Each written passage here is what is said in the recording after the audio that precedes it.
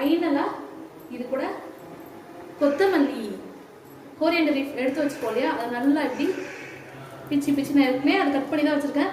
இன்னும் நல்லா பொடி பொடியாக இன்னும் நல்லா இருக்கும்னு பிச்சு போடுறேன். ஸோ போட்டுட்டு சும்மா ஒரு தடவை அப்படி மிக்ஸ் பண்ணி விட்டுடலாம்.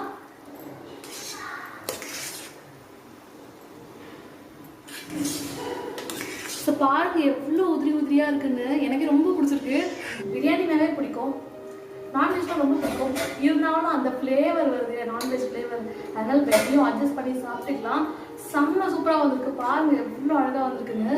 சூப்பராக இருக்குது, எனக்கே பார்க்க ரொம்ப பிடிச்சிருக்கு.